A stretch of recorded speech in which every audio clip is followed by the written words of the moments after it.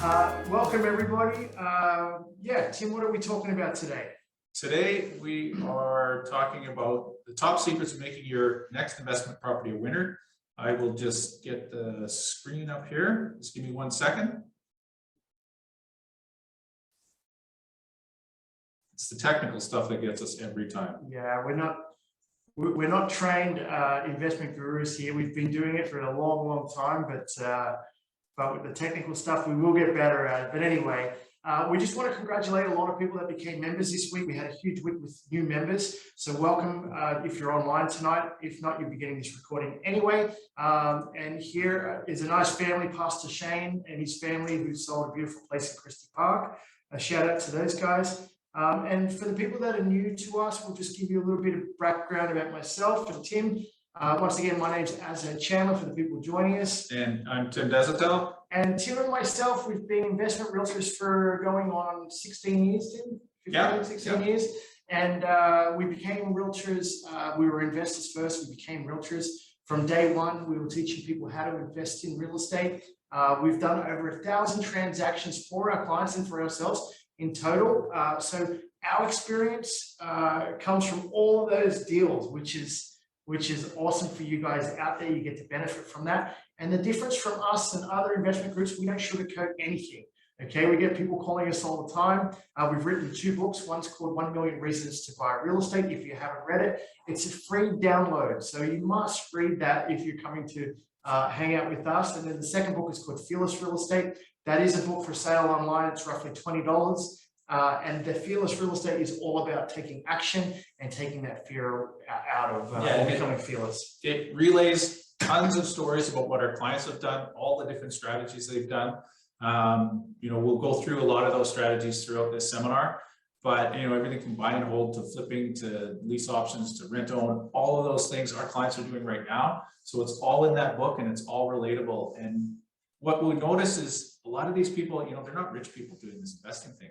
They're just everyday people, pilots and doctors and nurses and laborers and oil guys and teachers. Every walk of life is doing this real estate investing with us. So when we go through the secrets today, we want especially the new people to know that if there's a will, there's a way. We'll get you over the finish line if you have the will to do it. You've met the right guys to help you through it. Yeah, as Tim's saying, we give you the tools that you need. We make sure you understand it. And we have to stress, investing in real estate isn't for everybody, but it is the easiest way to make money if you're following the right system. And a lot of the other groups out there, they're either American-based or it's all about them. And we just want to create something and get rid of the fluff and give you the meat and potatoes that you need to succeed and become wealthy with real estate. It's as simple as that. We've seen what works and what doesn't, and we're very happy to share our knowledge. And so you get to benefit, and hopefully you see value. And in return, what do we get out of it, Tim? We get to hopefully become your real estate agents. And hopefully, if it's for you, we do have a course that we do sell. Sorry, excuse me. It's $1,000, and we can talk about that later. Once again, we're not here to push it on you, but a lot of people are having huge success with it, which is awesome. Yeah. So the first thing we ask new people, even people that are already here, is why are you here? Why do you want to invest in real estate? If you want to throw that in the chat, why are you here? Why did you join the seminar? Why do you want to invest in real estate? Just let us know in the chat. It'd be great to hear from you guys. But a lot of the reasons that our clients want to do this are right here on this this slide here. The young man behind it there is Tun. He actually bought a side-by-side, and he is holding on to that because it's on a great piece of land. And down the road, he's going to redevelop it. So his strategy is buy and hold for now, but he's got great exit strategies on all of his properties. Yeah, I mean, some of the other reasons for our clients to buy a bigger house, send the kids to university, better schools, go on more holidays, drive a nicer car, pay off debt, and most importantly, build wealth for your retirement. Now, one thing that's not in there is just simply having enough money to do things that you want to do, or just have more options. I know, other courses sell big dreams up there, and you can get there, but it takes one house at a time. And we got to be honest with the cash flow. The cash flow does build up, doesn't it, Tim? Over time it does, yeah. But it starts off small and it has to grow. You have to start somewhere. We're not here to sell a pipe dream, but we're here to show you a system, what we do and what our clients are doing, so you can do it too. So moving right along, before we bring in Danielle, we're going to talk a little bit about the market. We do this every seminar. We have a little slide and we talk about, how the market's doing, where it's going, where we think it's going. Now, what we find right now is we're in a bit of a holding pattern. We have the federal election going on right now. So you're not going to see any huge ups and downs. You're not going to see any monetary policy come in until there's a new government in place, whether it's Trudeau or whether it's someone else. But everything's kind of on hold right now. So you're going to see the interest rates are not going to go up until there's a new leader in there.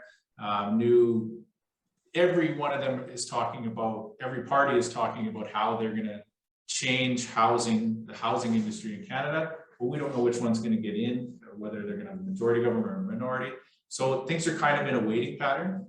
One thing we are going to stress is that year over year, we're finally starting to see price decreases.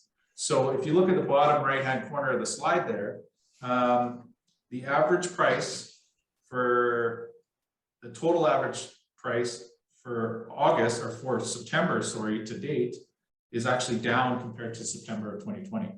So you're starting to see Calgary's pricing level out. Now the demand is still way up. We've still got, if you look at the top thing that I've circled, we've sold 20% more homes in September than we did in September last year. So the volume is still going up, but the price is starting to level off. Yeah, and we expected this. So if you're sitting there and saying, well, it's going down, what are you guys talking about getting into investing in real estate? Well, we have to tell you, not all communities go up the same. Some communities go up more, and it's our job as investment realtors to find those communities and put you in the right properties so you make that money. That's what our job is. The best thing is right now, Tim, rental rates has gone up roughly 14% this year. If you're getting the right property, and as we always stress this, buying the right property is the most crucial part to creating wealth from real estate. And when you buy the right property, you will have a lineup of tenants. And we can tell you this, I sit here and tell you this, because every time we buy one of our clients a property, we're there helping them get it rented out, or we're assisting them. If you go on the video that Cole and Tasha are on today, I was actually there while they were doing an open house for getting renters upstairs. So we take pride in this, and the reason why we do it is we want our clients to be successful, and that is priceless. We wish we had someone looking after our best interests when we started, because we made a bunch of mistakes when we started. We don't want our clients to do the same. Yeah, some of those mistakes were pretty costly. So we want you to avoid that and keep all that money in your pocket instead of losing it the way we did. Now, one thing, Tim, before we get to Danielle, I know we're getting there. The feds are talking about shutting down the flipping, and Tim, how they're pushing out to 2 years or 1 year, or what are they trying to do there? The federal liberals want to, right now on your income tax return, you have to disclose whether or not you've sold your principal residence in that tax year. Now it's just an information gathering thing right now, but they want to prohibit you from selling your home for a profit for 2 years at a time. So I don't know how this is going to be implemented, or whether they're going to get it through at all. What it sounds to me like is liberals are leaning towards taxing the capital gains when you sell your principal residence. Maybe not this year, but if they do get a majority government, you may see that down the road.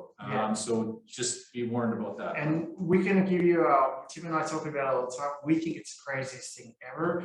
Just because if people are renovating homes and they're making money off it, and someone's paying them to do that, paying that price to get into that home that's fully renovated, I mean, what's wrong with that? Let it go. I mean, if people can afford to do it, let them do it. And if people are making money from it, good for them. I mean, we have a whole bunch of people flipping homes. Yeah, we see these flippers as improving the neighborhoods that they're going into.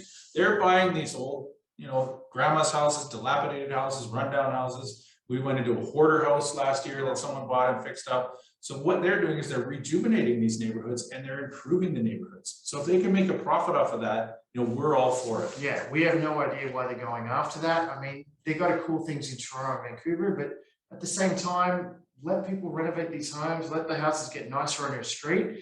It just actually increases the values of those properties on the street, even if you haven't renovated. So anyway, that's enough of that. We'll get to the next slide. Okay, so we'll bring in Danielle DeMarco. She's our mortgage specialist, deals with everything real estate investment for us. She also deals with regular real estate for us as well. So if you have if you want to do a refinance on your own home, or if you're looking to upgrade your own home, by all means, give her a call, because she'll be able to put you into a mortgage product that's going to work specifically for you. And this seminar is on the secrets to getting the right rental property. Well, there's also mortgage secrets when you're dealing with the right rental property as well. And Danielle's going to tell you why, she'll advise you to get a certain lending product on your home, on your new home, as opposed to another one, maybe not looking just at the interest rate. So if you want to come on, Danielle. Yeah, thank you so much. That's perfect. Yeah, so Tim hit the nail on the head. Obviously, the top secrets to making your investment property a winner isn't just the property, but the financing plays into that as well. And financing can literally make or break your investment. So the type of financing you arrange is critical. And most importantly, the terms of the financing are critical. So I'll oftentimes get questions from investors about, okay, what's the interest rate? What's the interest rate? And I try and really push them away from rate, because yes, rate is important long-term, but we're not really talking about 2% versus 5%. We're talking about 1.99 versus 2.04, for example. So when we're talking about small rates like that, we really do need to focus more on the terms of the financing and less on the rate. The questions that you need to ask before you get any type of mortgage financing, and these are standard questions that I will run through with all of my clients, are, what's your plan with the property? Is it a 5-year home you want to live in? Is it something you're going to move up and out of? Is it a 20-year long-term investment property? Is it a flip? Is it a BRRRR strategy where we're wanting to refinance down the road? Or potentially, do you have a JV partner and you and the JV partner have agreed on a 3-year term or a 5-year term or whatever that JV agreement may be? Or is it your dream home? Is this the last home you're purchasing, or maybe not the last home, but it is a 20, 30-year home. It's your dream home. And the reason that we have to ask these questions is because those questions and your answers to those questions are really going to determine the type of financing we do. You shouldn't just be signing on the dotted line unless these questions have been asked by your broker first or by the bank first to make sure that the right type of financing is in place. For example, do we take a fixed rate mortgage, something that maybe offers more stability for somebody out there who might be purchasing their first property, who plan on it being a long-term hold, versus do we take a variable rate mortgage for something that has pretty much unlimited flexibility and the ability to break a mortgage early without a penalty? Do we take an open mortgage? For example, someone who's doing a flip, an open mortgage or a home equity line of credit might be perfect for that.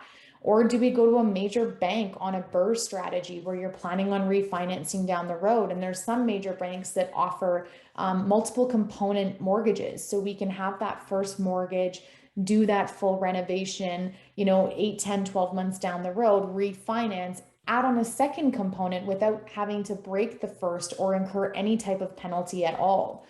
And then do we need purchase plus improvements? Not everywhere offers these types of financing, but are you planning on legalizing a suite or doing improvements? So then that would lead us to, that type of mortgage and financing for that type.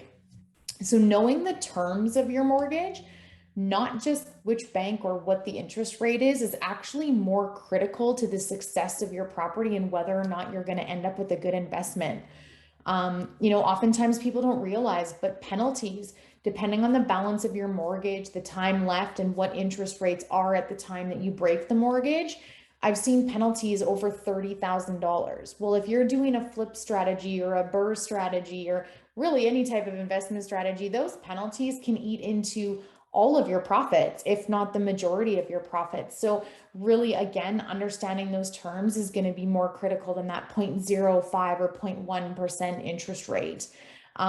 So just to kind of touch base on that, to remind everybody, if you're house hunting or if you're being pre-approved, really your broker should be asking you these questions before sending you an approval or a commitment letter in writing and you just signing on the dotted line. We really need to understand the terms and understand what that means for your property and what that gives you the ability to do or what that restricts you on doing with that property during the term of that mortgage. So that's what I have for you guys today, Tim and Azad. Okay, thanks, Danielle. Yeah, if you guys haven't touched base with Danielle, it's always good to get an opinion. If you need one, she's awesome. She's actually working with 35 of our clients right now. And she gets it done, which is really good. And not only that, she gets it done in a way that they can buy multiple properties. Yeah. And if you want to learn more about buying multiple properties, just go on our YouTube channel. You actually see Danielle on there giving a full seminar on how to buy multiple properties, getting the right financing. Yeah, so moving on to this week's seminar, top secrets on making your next investment property a winner. We're starting off with a picture of Azad getting out of his Ferrari here, and I think there's a whole bunch of paparazzi running at him. So Tim likes to give you a hard time, so we'll give you that. The first thing about getting into real estate, and this is where what drives us crazy, is some people just don't know how to pick the right strategy, or they don't even know what strategy to pick, or they don't even know where to start. So you've done the right thing by coming to one of our free webinars. But next step is actually getting the right financing and working out if you can get financing. And if you can't, then it's working out, okay, what strategy? If you can't get financing, then we know we're onto joint ventures or lease options or agreement for sales. I mean, we teach all of those things. But if you can get financing, sometimes you want to slow it down. We get people wanting to do the move up program where they qualify for 5% down. They move into a property and then they move out after a year or whatever they want to move out and rent the property out. Or they house hack. That's actually our next seminar coming up in 2 weeks. They actually buy properties, and we've been so successful where they move in upstairs or downstairs, depending what they want to do, and they rent out one of the levels to get extra income. And that extra income for some of our clients, it covers all of their expenses. So they're basically living for free. And these are all mostly young people that are doing it, where, you know, their friends are renting a condo in downtown or something, and they're paying $1,600, $1,700 a month.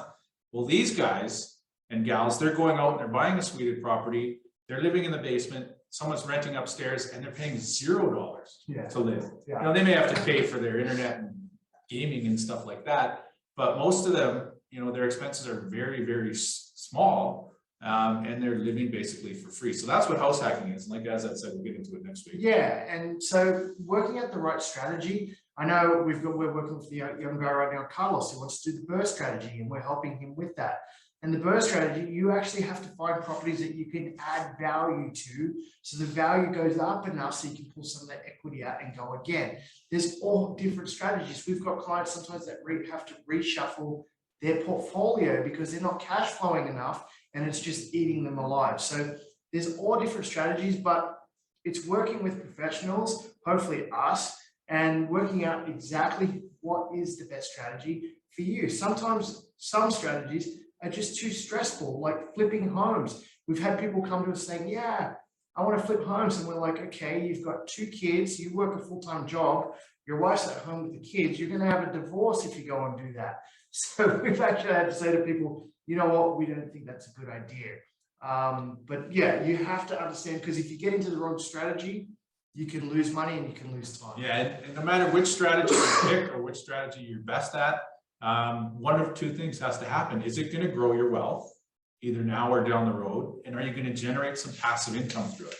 So if you're not getting one or both of those things, then maybe that strategy is not for you, or maybe you need to get a different strategy so you can grow your wealth or you can generate passive income. Yeah. So, and one thing that we do is we help our clients, you know, decide on which strategy is the best for them. Yeah, and how do we help them? So we got to stress this. Well, we got to explain this. We help them by getting over the obstacles. And normally the obstacles, one obstacle is always money, and the second obstacle is always attracting the tenants from hell, right? And are they going to lose money in the end? So we go out and educate. That's what we do. We educate our clients so they fully understand what they're getting into, and then we show them other clients that have proven track records, success at it, and so they can just replicate it, okay? And it takes work. It takes work, and we take the fear out of it. Like a lot of people, when you talk to them about real estate investing, you know, it's really foreign to them. They're uncertain about what's going to happen. They're scared about the tenants leaving in the middle of the night, things like that. Well, we help you get the fear out of it. I mean, that's why we called our second book Fearless Real Estate, because we take the fear out of it and we bring the logic in and the numbers in and the analysis in, so that when you're doing this real estate investing, it becomes a business. And it's not something to be scared of, but it's something to look forward to. Yeah, and that's why we have our little investment community, because we don't aim to buy you one property. Like our course that we have, it's designed to make people $1 million if you stick with it.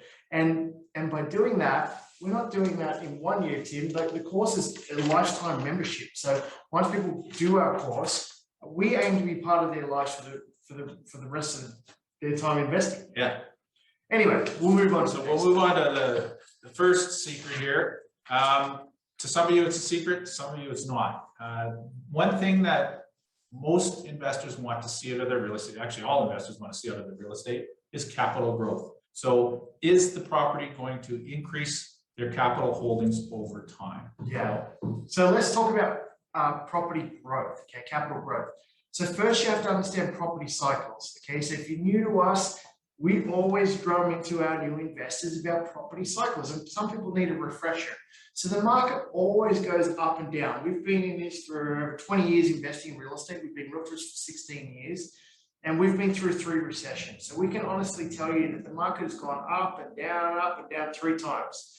And there isn't one that's worse than the other. They're all been about the same, haven't they? Like it's kind of weird. The worst one dropped 10%. So I remember in 2009, the market was around $440,000 on average for a single family home, and it dropped to about $400,000. And 5 years later, it went straight back up to $486,000. And then 2014 happened. That was the oil glut, and it dropped back down to 440, around 450,000. I don't even think it went that low. Yeah. But the market goes up and down, and we know over time it just has a steady growth period.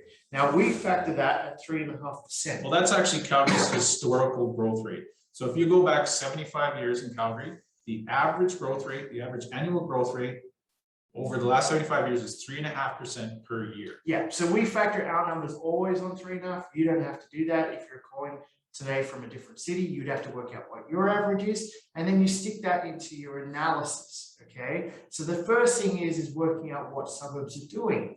And what we love to invest in is what we call spillover suburbs. Now, spillover suburbs are suburbs that are they're next door to suburbs that are too expensive to invest in. Now, every investment property has a sweet spot, okay? And that sweet spot, I know in Calgary, is roughly around 450,000. If you get it less, you're doing a little bit better. If you're putting 20% down, you're doing way better. So 450K, we know that we can't go into a community like Brentwood or Dalhousie, or even into areas like in the south here, parts of Haysborough, we can't go. Westgate or... So we know we have to go to the next door community, and that might be, if it's in Westgate, it might be in the Glens, Glenmorgan, Glendale, Glenbrook, and we may get a house that's in that price range that hits that sweet spot. And if anyone has any questions and what are we talking about, please fire it in the chat. We'll be more than happy to tell you guys. But you want to find areas that are up and coming, and those areas, what happens, we see this time and time again. If they're next door to spillover communities that have already gone up, those communities keep spilling over to the next community and keep going up in value. And we can tell you this because right now we used to shop heavily in Acadia, and Acadia this year has gone, Tim, what are they selling in Acadia for? It is crazy. Renovated, you're up to 600. Unrenovated grandma's homes, you're lucky to get one at 400. Yeah. So we were investing there when they were in the 300s, and now they're even gone more. So we have to go further south for our clients. And if one comes up, like last night, one came up in Fairview, which is next door to Acadia, we went to see it and it went into multiple offers and we lost it. So that's why we're explaining that. Did you have something there? Yes, as any investor out there, you have to understand the capital growth or capital appreciation of your area. So if you want to invest in South Calgary, the communities in the south part of Calgary, you need to know what the growth rate is for each community. Now, where do you find stuff like that? You can go to Calgary Real Estate Board. You can actually do that in any city. So every city has a real estate board and they publish statistics on a monthly basis. You can go to them and find out community by community what the appreciation rate is in each community. And you need to study that. You can't just sort of take your realtor's word for it. you have to actually see those stats and go, okay, so the average for Calgary is 3.5%. This community has been going up 5% for the last 5 years. Guess what? That's an above average community. So keep your eyes on capital growth and get out there and find those stats and see where you can find them. Communities. I know, like in my community, Christie Park, I've seen some houses sell roughly around the 1.2 range this year. One just sold last week, and those houses were selling around $800,000-900,000 for the longest time. And so when we're talking about property cycles, yes, right now the market's kind of come back to where it should be, but there's communities within our city that have just gone crazy. And they're the areas you want to either do flips in or get in and get good investment properties in. And there's also areas that might have gone down. In this last growth spurt since the beginning of the year, Calgary's appreciation rate, actually Canada-wide, the appreciation rate for real estate has gone, just through the roof. But there are areas that have not gone up at all. So you have to be aware of those as well. Some investment groups may push you towards those areas because that's the lowest cost area in the city. But you want to avoid that if you're never going to get any capital growth out of it. Yeah, and one thing about capital growth is supply. You have to understand that. So newer communities, there's some investors going into new areas far from downtown. We're talking like 45 minutes from downtown into new communities. Those areas are so risky that they may go down in value after you buy them. So we have to stress that. You have to look at supply. Downtown condos in Calgary, there's still supply issues. We're seeing condos that once sold for $460. We can't even offload them for $300. So we're having a tough time with some of those condos. So investors in that case, and that's why we are so strict on the criteria when we're buying. Our number one aim when we're working with clients is to make them money. That's it, okay? And be there to help them out, of course, but is to make them money. And by doing that, it is so crucial to get the property right. The last thing about capital growth, there's something else that goes with that because there's 3 rates of return. Growth is just one of them. You also have the mortgage getting paid down and you have the rents that are coming in, which is cash flow. So you have to understand why people are investing in real estate. And when you're looking at property, you have to understand what rents you're going to get to cover those costs. So you can't necessarily go into a community and put 5% down on a $500,000 home and expect to cash flow. It just won't work. You have to get the numbers right. And that's what we do, teaching our clients how to do that. Okay, so moving on to the next secret, rental demand and rental yield. These are two areas. This is an area that you have to get it right, or you're going to just give yourself a lot of pain. We're buying properties for our clients where the rent always is more than the expenses. So you always want to have some positive cash flow. Now, it might not be huge when you first purchase that home because your mortgage is rather large and your mortgage payment is rather large, but you don't want to get into a negative situation. That happened in the past to us quite a bit when mortgage rates went up to 7-8% in the early 2000s, and it was painful when these mortgage rates or mortgage payments were higher than any rent that we could get. So rental demand, another thing you have to look at is where are the communities that people want to rent in, right? Another thing is, good rule of thumb to use is if you would live in that community, odds are most people who are like you and are renting would also like to live in that community. Yeah, so we want to stress that for sure. You have to look at the rental amounts. When we go into properties, people ask us all the time, what is the main floor going to rent for? What is the basement going to rent for? If I rent the garage separately, how much is that going to go for? So you have to understand that, and you have to compare apples to apples. We always say this. You can't compare a house on a busy road to one in a cul-de-sac. They will rent for different amounts, and they will appreciate for different amounts. And one thing that we want to stress with everyone tonight listening in, when Tim and I got into this game, we bought over 25 houses in Tim would have been over a 5-6 year period in total. We can honestly tell everyone out there we were investing the wrong way. And we haven't gone over this lately, but what we did is we got into the market, and the market shifted about $100,000 upwards of $100,000 on every property. Right? Anyone who's been in it since 2004, 2005, those years leading up to 2006, 2007, early 2008, the market could do no wrong. It was Yeah. just booming. And we were naive. We could honestly tell you that. And we just thought it would just keep happening. And we were buying properties that weren't cash flowing. I could honestly tell you that. And we got caught out. We didn't get caught out to the point where everything collapsed, but we did have to offload a bunch of properties, take massive losses. Like I know, like at one stage I had over $5 million worth of real estate. And after we came through that kind of downturn, I think I was down roughly $3 million worth of real estate. So 2 million just got wiped off the books. And I wish if I bought correctly, Tim, those properties, because they went through another, and this is what happens in real estate. And that's why Tim and I teach what we teach, because we've lost a lot of money and we don't want you to lose a lot of money. We don't want you to go through the pain that we went through. But at the end of the day, we had the assets there to sell off and to recoup and to maintain our lifestyle, right? Yeah. And get through it. And so we know real estate can be a real winner, but you have to do it correctly and you have to watch out. As Tim said, the only properties we're buying for clients are cash flowing properties. Yeah, and if you want to know patience, in 2009, 2010, when I had a ton of properties, the population actually went down in the city and the rental market crashed. Yeah. And when you have to come up with 8 mortgage payments and there's not a single tenant in any of those 8 properties, that's pain. Yeah. You know, and that goes on for a couple of months in a row and it really disillusions you. So that's when we switched our whole focus and turned to a cash flow model. So now whenever we get our clients' properties, they have to cash flow. That's just one of the things.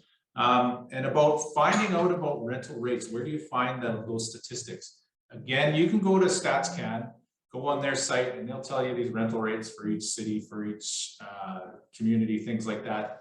But where they're getting their stats from is these very large holding companies. So the big companies that own the rental buildings downtown, the boardwalks, the strategics, things like that, where they own, you know, thousands and thousands of units, they actually report to their apartment associations the vacancy rates and the rental rate averages. So that's where StatsCan is getting their stats from. They're not actually calling up all the individual owners like you and I and saying, for that single family house, what are you getting for rent? For that basement suite, what are you getting for rent? So what you really need to do is you need to surround yourself with an investor community and people who are in the market every day who can tell you what the rental rate's going to be. Look at the rental sites, see what everybody's trying to get for rent on RentFaster, Yeah. or Kijiji. You know, then you can figure out what the rental rate will be for your community. And, you know, that's the best way to get those rents, is to figure out what other people are renting their places. So we show our clients that when we're buying a property, say in Thorncliffe, we'll go in there and we'll look at the competition on RentFaster, see what the suites look like. If we know we're buying something renovated, like Cynthia's up in Thorncliffe, hers had quartz countertops, fully renovated. We knew the average rents for an upstairs suite in Thorncliffe was $1,500. We knew she would do better than that. So that's what you got to do. And once again,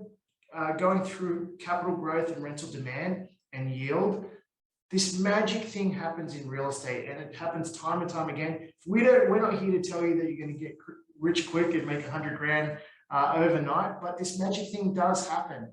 Properties do go up in value. And talking about capital growth, we know places like Toronto and Vancouver, even Montreal, have gone through the roof. And just that capital growth in other cities is making Calgary look more and more attractive. We know this for sure. We've never sold so many properties on FaceTime. Yeah. Last night, we were in Fairview, FaceTiming our client in Whistler. And so people from other cities are looking at Calgary. They look at what's going on with oil. We're at $70 a barrel. They're looking at population growth that's expected to come here. And they look at office vacancy downtown. So wherever you're calling from tonight, you have to look at what's happening in your city. Are there going to be more people moving there? And if there is, 2 things will happen. The rents will go up and the prices will go up in real estate as well. Yeah, and if you look at those cities like Toronto and Vancouver, to buy a standard 2-bedroom condo in anywhere around the downtown area is it's next to impossible. You're never going to cash flow by buying one of those units. So that's why we have investors calling us from Ontario, calling us from BC, asking about the market here and getting us to help them buy things and they're buying it on FaceTime. Yeah. They don't even have to come here. All they have to do is see the state of the condo that they're in, or that we're in, and we run the numbers for them, and that's enough for them. They'll buy it. So, you know, for Calgary to be so affordable and so easy to cash flow in compared to the other big cities in the country, you know, that's only going to work to our advantage down the road, and it's going to help all the investors in Calgary, because it's going to help drive property prices up over time. Yeah. So we'll go to the next secret here, which is no surprise to anyone once again, but we have to go over this because I can tell you 70% of investors give up for one reason. It's because they bought the wrong property in the wrong location. You have to get it right. I was telling a guy who rang me today, you're buying one of the biggest assets you'll ever buy. So why wouldn't you take the time and read a couple of books or follow a couple of guys like Tim and myself that want to help you get it right? And by saying get it right, finding the right property. I mean, and when we say location, let's pick on a community like Glenmorgan, Tim. Glenmorgan, like any other community, it has busier roads on the outside of the community. On the inside and throughout the community, you have to watch out because there is low income housing. But within the same community, you have beautiful parks. We've sold flips in there for $800,000 backing or facing onto parks. So you have to pick the right property. You can't be near commercial areas like gas stations. That's probably the worst thing. Gas stations, cell towers, auto body shops, things like that. Or, you know, even some of we're not picking on these types of business, but you know, if you're near a bottle depot or you're near, you know, a cash place, a cash money place, things like that, you know, the value of your property will not be the same as the value of a property on the inside of the community. Yeah, what's crazy about talking about bottle depots, was it in Glenmorgan or was it Glendale? It was the next door community to Glenmorgan. So we're talking $1 million homes in this community. On the outside of it, there is 37th Street. Yep. And there's a bottle depot there. And about 4 months ago, someone got shot at that bottle depot. So that is not good. Okay. So you really have to know where you're buying. And when it comes to location, we have to stress supply levels dictate future values. So what are we talking about here? We know everybody that are in areas in starter homes like Mahogany or Auburn Bay, or I'm just picking on down south, Walden, places like that. Last year, we know that their values went down. They were buying in there brand new, and they had suite basements, some of them, for $420,000. And people were ringing us wanting to either sell or find out if they could release equity to go buy another property. And unfortunately, their properties went down to $380,000. Some went down to $360,000. So if you are buying in new communities, you have to be very, very careful. And some people just want that new, right, Tim? Yeah. So if you want that new, like we do have clients that live in Walden, say, and they wanted that new property, but they have a family member like a brother or a cousin living in the basement, then that works, okay? But if you're trying to put it on the market to rent, we're not too sure how that's going to go and what the rental rates will be for that property because it's so far away from downtown or any employment centers. And right? yeah, that's the key. They're a very long-term play because the employment centers aren't there yet. They may have a shopping center, you know, with the grocery store and a few businesses around there, but there's no large employment center that's fully developed around there. Down south, you have that new hospital outside of Auburn Bay in Seton, but the projection is to have all kinds of other office buildings around there, medical offices, some light industrial, things like that. So that'll be a massive, massive employment center, but it's a 20-year build-up. So, you know, you have to wait until that's all done to see some good appreciation in the houses around there. Yeah. You need that employment there so that you can have the people willing to live there and to work there. Yeah, and some people want to own a condo downtown. Just remember, if you go to rent that out, there's rental buildings going up. So complete buildings with 180 units in them that are all rentals. So when you go to rent your property out, you're competing against new buildings that are coming on the market with 180 units. So it's going to be saturated for some time downtown, for sure. But we do have some young kids that they really want to invest in property, but they love the downtown lifestyle. So they'll buy a condo to live in downtown. There's nothing wrong with that because they want to be, they're young guys, they want to be close to the action. So, you know, by all means, buy one down there and live in it. but to turn it into a rental property, you might not have the same success as you are buying in a different community elsewhere in the city. Yeah, and speaking to that, we have some young members actually that want to rent downtown. So they actually go and buy investment properties, rent those out, but still continue to rent downtown because it's cheaper for them to rent and have all these amenities like gyms, swimming pools, be close to the pubs and restaurants, downtown, so they can live that lifestyle. So there is, and that's actually a thing. It's called rent vesting. I know I've got friends in Australia that were doing it because in Sydney, Australia, it was so expensive to get rental properties. So what they would do is, it was so expensive, to get rental properties in Sydney. So they would rent in Sydney, but then go somewhere else and buy in cheaper areas. It could be out of Sydney or in cheaper cities. And that's what we see people in Toronto and Vancouver. Yeah. Okay. Moving on to the next one, the type of property. This actually, it all depends on your investment, your investment strategy and, your personal likes and dislikes and how much you can handle, how big of a property you can handle, what type of tenants you want. So the type of property is actually very, very important. And generally what we see our investors doing over time is they lean towards a type of property that they're best suited to. Like we have guys that just continually buy suited properties over and over and over again. They don't mind having 2 sets of tenants in each house that they have, and they just keep on doing that because they're familiar with it and they're very good at managing it. Other people will only rent condos or townhouses because they don't have the time to go down and physically oversee, the maintenance on the outside or, the snow removal, the lawn maintenance, things like that, or they are out of town a lot. So they have to have condos as investment property because they know the outside is all taken care of. They just have to worry about putting a tenant in and them covering the rent. Yeah, and people always ask us what type is better, and we can answer that. As Tim said, went through the pros and cons of having a condo, you don't have to do much, but condos can be subject to special assessments. Like if windows have to be redone, a roof has to be done, siding has to be done. What else? The elevators have to be done. So special assessments could be huge. We've seen special assessments all the way up to $300,000. I mean, that's crazy. Yeah, in Vancouver, a very, very moist environment where it rains a lot. You've all heard about the leaky condo syndrome, where in the 90s and early 2000s, all these new condo buildings that went up, they were not environmentally sealed and they started to leak, and they had massive special assessments. And then that's when you see the condos wrapped in tarps.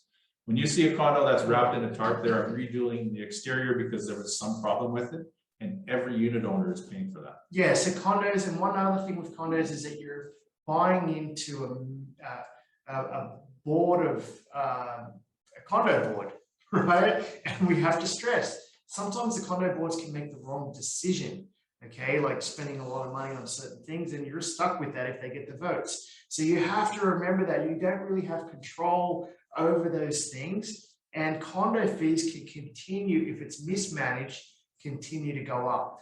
And I know right downtown right now, Tim, condo fees are on average around $600,000.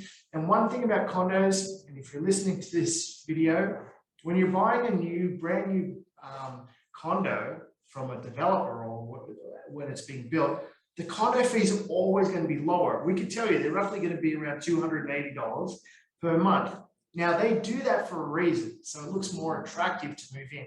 But as soon as you move in, about 3-4 years later, Tim, once all the units are sold and the developer backs off, and then all the unit owners take control, they form their own condo board, that's when you start to see increases. Yeah, so you got to be careful with that. Don't think, oh, I'm getting such a good deal. We personally love townhouses because townhouses will always have lower condo fees than high-rise buildings, just because there's less maintenance. And you want to get into condos that have strong reserve funds. So if something does go wrong, there's funds there to deal with that. Okay, yeah. So we want to stress that. And getting on to single-family homes, you have to watch out what kind of home. Today we were in was it a 4-level split or a 3-level split? We're in a 4-level split for Kevin and Melissa, what are some of our flippers that are members. And a 4-level split when you're renovating means you have to renovate 4 different levels which costs even more to renovate than just having 2-level bungalow and up and down, right? So you have to remember what type of property you're getting into. And when you have 4 levels, we can tell you have more carpet or you have more walls to deal with. And when they have to be painted or the carpet has to be removed and put in, it's just going to cost more. So you have to understand that for a rental property. But Tim, we've both owned split levels. We've owned 2 stories, we've owned bungalows, we've owned bi-levels, we've owned duplexes. I mean, it comes down to how renovated the property is. And that's something we're always looking at. I'm just making sure I'm not, that's on the age of the property. So we're going to get into that. I always get 1 foot ahead of myself here. But type of property, one thing we want to talk about, and it happens quite a bit, Tim, we get to a property and it has a massive lot, okay? We need everybody to understand this. The tenants aren't always, most likely 9 times out of 10, are not going to look after that lawn, or if it comes with a beautiful garden. I've heard Tim tell the investors sometimes just pull the garden out because it's going to look terrible. Yeah, okay? It looks beautiful when these homeowners are going to sell because they've looked after this garden. It's got 100 different kinds of flowers and shrubs, and it looks beautiful. 3 years with tenants in there, it's just going to be weeds, dandelions, thistles, and stuff like that. So just be warned when you look at a beautiful garden. Like yeah, and if you're getting into a property, we're only buying properties that are turnkey for our investors, depending on the investor, of course. Yeah. If it's not turnkey for people out there means that you open up the door and it's ready to rent. 9 times out of 10, we're finding that property. And if we're not, we're doing mortgage plus improvements to enhance the property. So when we buy the property, we're using the bank's money through Danielle to come in and update either a kitchen or a roof or different things in the house to make it more appealing. And if you're buying an investment property, it has to be appealing. Just one, I just want to mention one thing on the size of the lot. An exception to that rule is some of our clients who are buying these very, very large lots inner city because they have different exit strategies. Mm-hmm. What they want to do is 10, 15 years down the road is they want to tear that house down and put up a 4-plex. So they're looking for those bigger lots, but when they're leasing these places out, you know, and they have tenants that don't really look after the lawns, they're maybe going to have to contract a landscaper to go in and mow the lawn, you know, every 2 weeks in the summertime. But they're willing to put up with that because they see the end strategy. They see this lot on this street, you know, in this neighborhood, putting up 4-plexes on it. This lot is worth $3 million to me, not just the $550,000 that I bought it for. Yeah, it's perfect, Tim, that you mentioned that because I totally forgot about that. We always want our clients to have multiple exit strategies. So by having that 50-foot lot and it's zoned for multifamily or RC2, you can put a duplex up, you could put a dream home up, you could put a 4-plex up. We even had a couple of lots this year that you could put 10 apartments on. So having that multiple exit strategy will increase your chances of making even more money later on. And they're the properties, Tim, we wish we had instead of buying homes. Like I've owned homes in Royal Oak, I own a home in Tuscany, 25-foot Coventry, 25-foot lot. And those lots, like even in Riverbend, you can't even do anything with those lots, right? So, but you have to start somewhere. So we don't want to stress people out there, right? Because you have to start somewhere. We say this, but some of the properties we bought and the mistakes we made is properties that they're single-use lots. There's only one thing you could do with that, and that's just rent it out. And what homes are they, Tim? They're basically cookie-cutter homes where that you can't knock those homes down and build a duplex or a 4-plex. So we're looking right now for the people that can afford it in the city, 50-foot lots, multiple exit strategies. You can do multiple things. We normally go in, we sweep the basement legally, so then our clients can sleep at night and generate the most maximum rents, so they can hold on to the property. And most of the times on these lots, Tim, people are putting 20% down, right? And by putting 20% down, it's a straight up rental, and then get away with it. We do have some people that will maybe put 5% down, but they have heavy incomes to support it, and they can rent out the basement to give them some extra income as well. So there are different ways to do it, but it comes down to your strategy, picking that right property. Yeah, so the next one we'll get into is the age of the property. Now, the age of the property that you get into is always very subjective. The first thing we look at when we're looking in some of these older neighborhoods is when was that house really put there? Because some of these older neighborhoods, you've got houses that were 10 years old. You've got some that were 20 years old. You have in some of these communities over our shoulder here, Renfrew, Bridgeland, things like that, East Village, or sorry, Inglewood. Yeah. Some of these homes are 125 years old. And when you're getting into a property that's that old, it may be a cute little home, you think you're going to attract great renters, but when you're dealing with something that's that old, you may not even get financing for that, because the banks always factor in the depreciation of the property over time. And unless it's had substantial renovations on it, you may have trouble getting financing for it. Yeah. And so talking about that, Tim, that's perfect. We just bought a house for Brandon and Luke. That is Brandon's 4th property, and Luke's joint venturing with him, and that's his 2nd property since becoming a member. So congratulations, boys, on that one. But we just bought him a property in Canyon Meadows. It came on the market, Tim. We would have seen it the day after or that day. Do you remember? It was that day. So once again, the property comes on the market. We're sitting in the office. We get the buzz on our phone. Boom, we're going straight down there. We did a FaceTime call with Brandon. He was at the office, and anyway, we put the offer in. We ended up picking this property up for $445,000. We just waived conditions on yesterday, and it will take about $5,000 to make legal. It's walking distance to Canyon Meadows train station, if that's a train station. Yeah. And it's walking distance to the pub, which I love as well. But anyway, this property in the home inspection came up. What came up? Aluminum wiring. Aluminum wiring.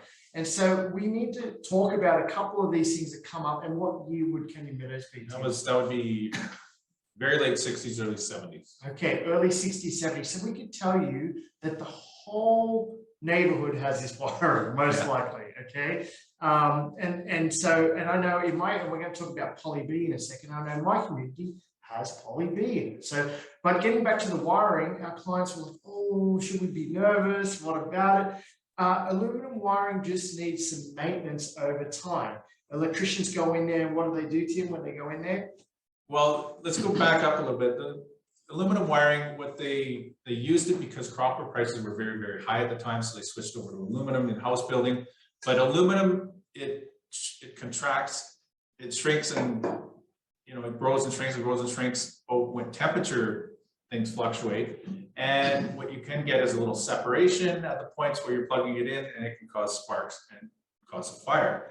Now, the amount of fires that are started in Calgary because of faulty aluminum wiring is probably 1 every 10 years.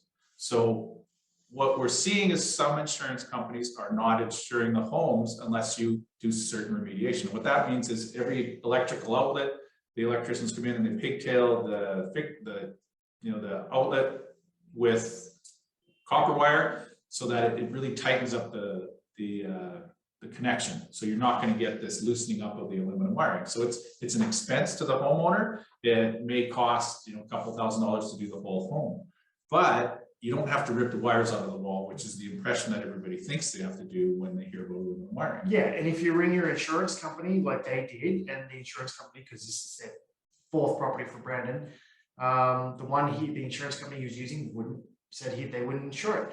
So no problem. We know that TD or RBC, the banks are aggressive for their insurance business these days, and sure enough, they ring RBC and they will insure the property. So there's certain things that will always come up that may scare you. This comes down to the age of the property and the era it was built in, right? So as I was talking about poly B, I know in my community, there's poly B throughout. And poly B, the stigma about poly B, there's a question. Yeah, you have to explain what it is. Okay, what is poly B? So poly B is the type of plumbing inside the house. Great question. And poly B generally is a gray plastic pipe that goes throughout the house. And the ones with letters on it, typically they say isn't as bad as the ones without.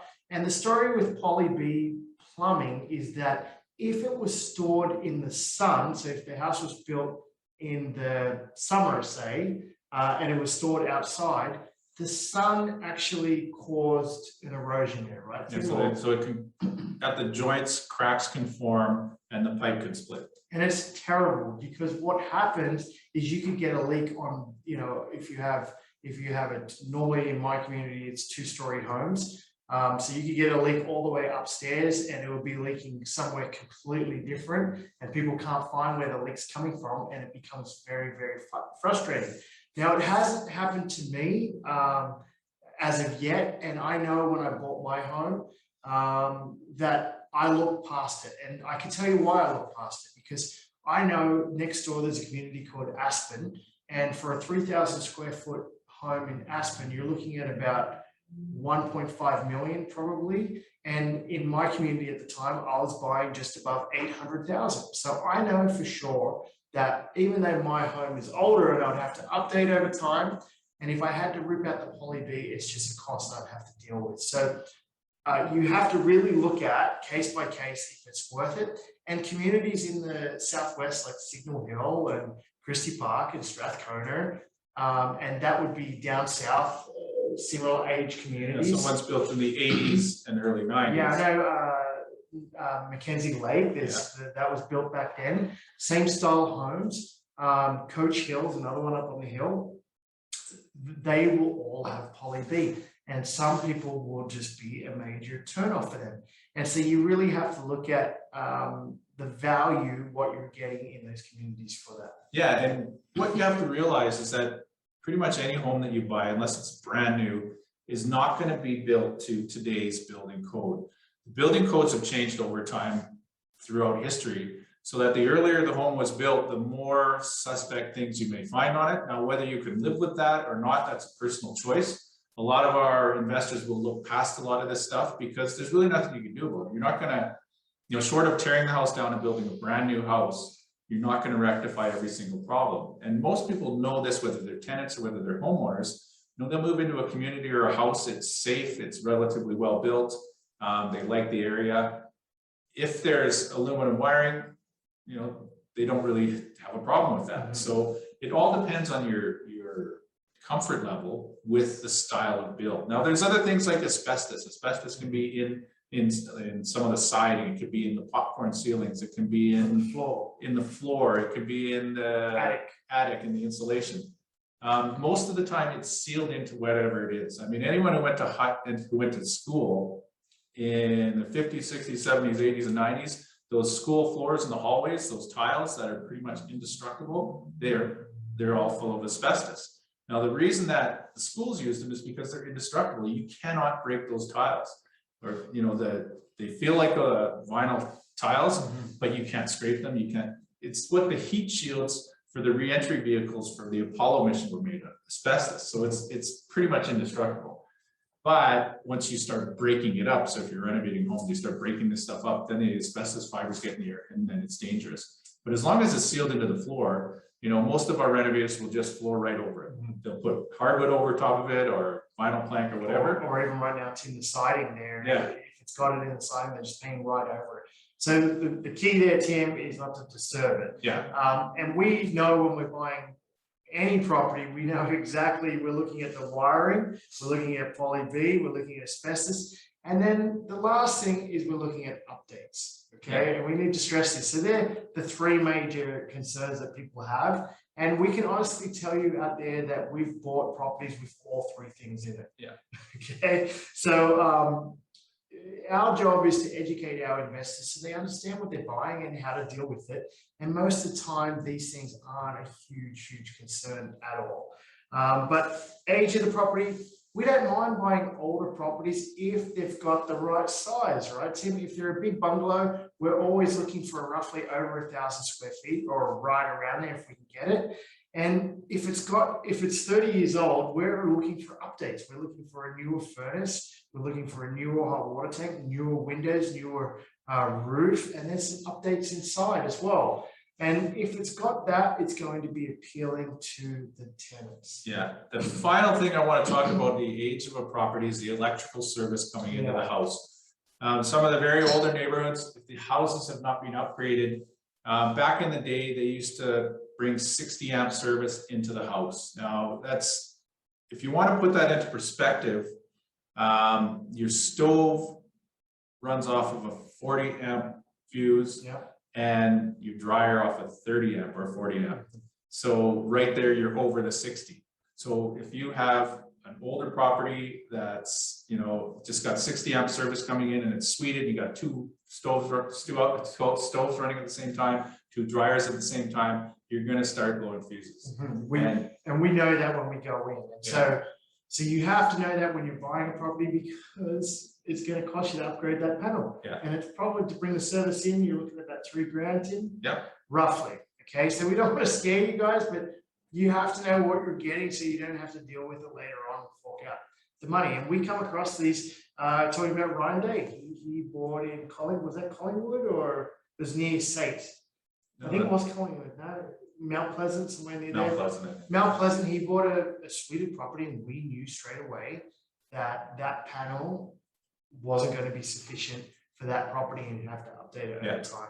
So yeah, you have to know what you're getting into, and you have to look for if the panel's been updated. I can tell you, if you haven't been shopping with us, I know Tunde had this question here about the Folly B, and I understand you're looking to get into the market again, Tunde. Congrats. But if you've been shopping with us, Tim is always down there looking at the panel, looking at the furnace. I'm normally in the kitchen. Tim's looking at the roof.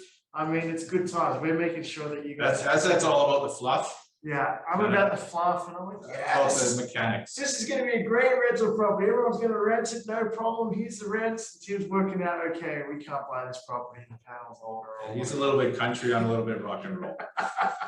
So back to the panel. Standard service in most houses is 100 amp service coming in. What we're seeing new builders do now is bringing in 200 amp service. So the panel will be this giant panel at 200 amp service, because as things evolve and your house gets more and more automated, there's more electrical appliances running all through the house, you're going to need 200 amp service down the road. But right now, all of our investors are upgrading to 100 amp, and that's the most inexpensive way to do it. Yeah, we'll move to the next slide here, and this ties right into coming from property features. Good segue.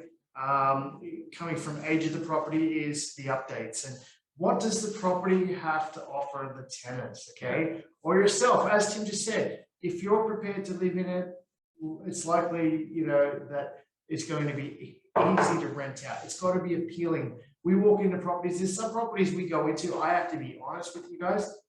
There's some properties we go in that's so bad, right? So filthy that Tim will still want to go down to the basement and check it out. There is no way I'm going. I just stay, I'm like, you guys go downstairs, and some of the clients will follow Tim down there, and some are so dark and scary, and Tim's huge, right? If you've met Tim, you stand behind Tim and go down the basement. I'm like, have fun. See you guys, go at it. But what we're really looking for is that emotional value. So those properties, Tim still goes down there to educate the investors, right? Yeah, once you point out the extreme negatives of a place like that, the clients are happy because now they know what to avoid in the future. Yeah, and that's what it takes. That's what it takes to take the fear out of investing in real estate. It's to show them, look, this is how bad it gets. We're not going to get to this, but this is how bad it can really get.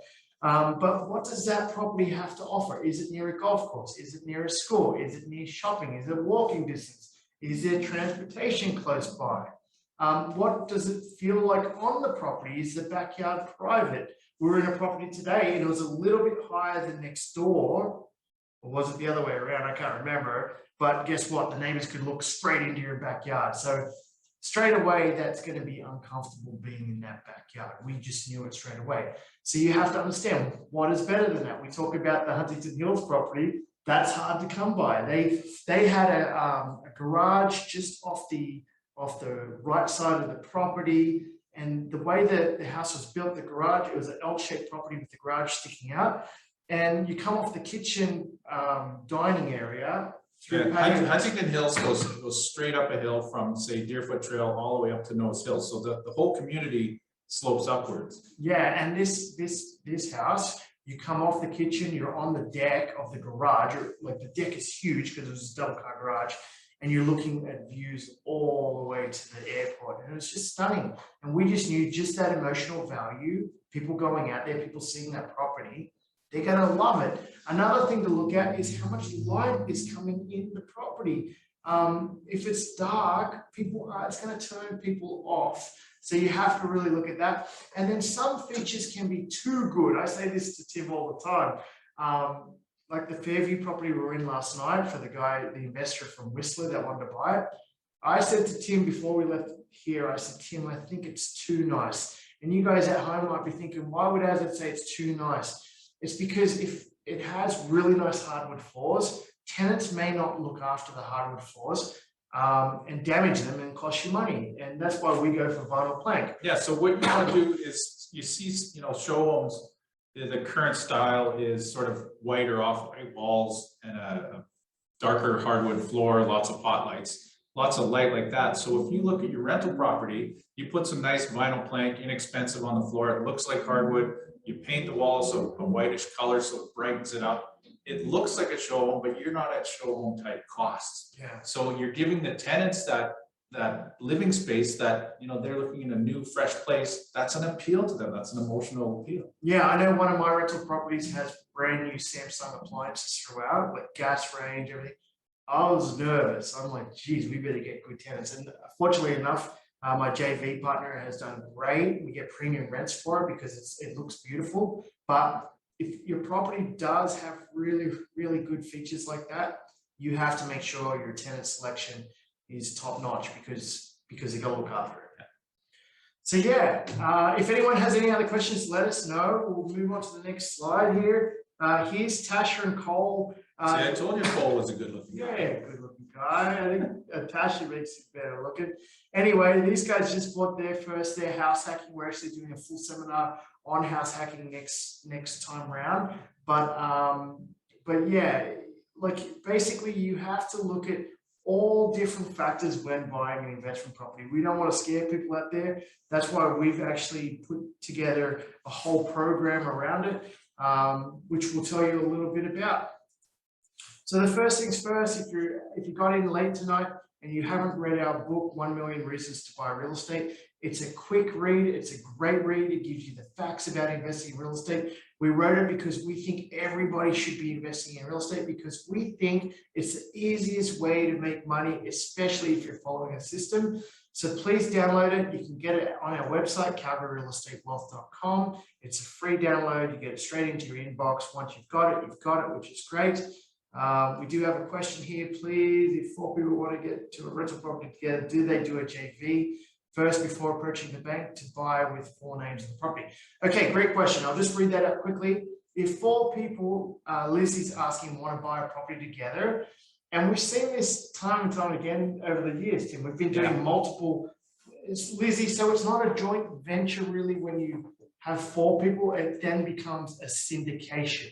Okay, so a syndication is when you probably have 2 or more people. We'll call it could be a joint venture, but what happens, and we want to stress this when you're getting into buying with multiple people, and we do have investors doing this, and they're having huge success, Tim. So we can't give it a tough time, but it does dilute your profit sharing. Yeah, and what we would suggest is not put all 4 people on the mortgage, because then you're running 4 people through a qualification process, and you're really only qualifying for 25% of that mortgage.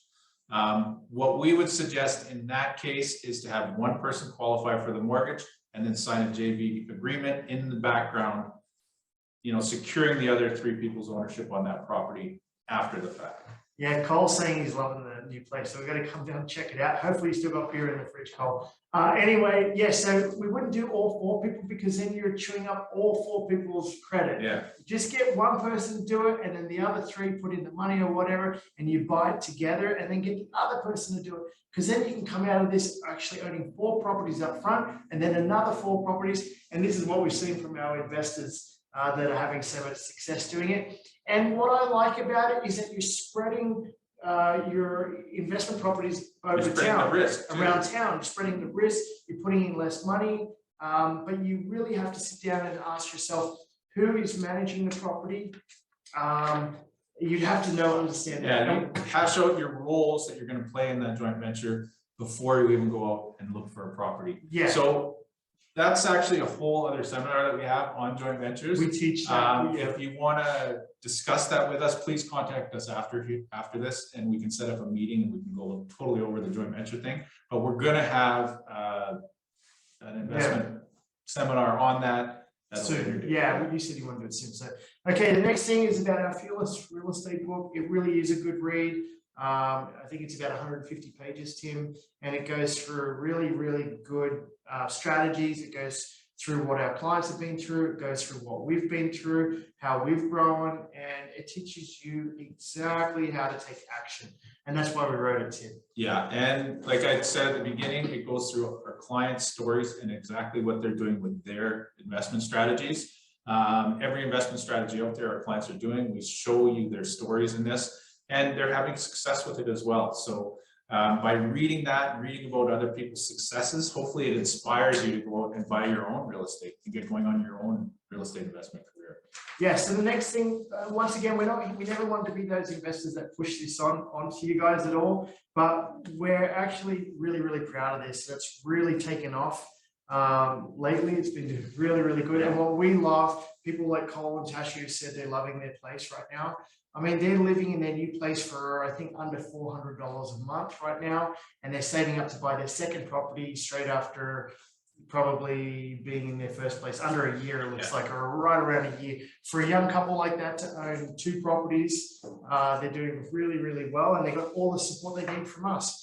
But what is it all about? It's about creating $1 million worth of equity. It's as simple as that. It's about you. It's not about us. I know a lot of investment courses out there. You hear how much millions they've made or millions of dollars worth of real estate they're buying. And you know what? We want to teach you what our clients are doing. We want you to become successful, so we teach other people about you out there.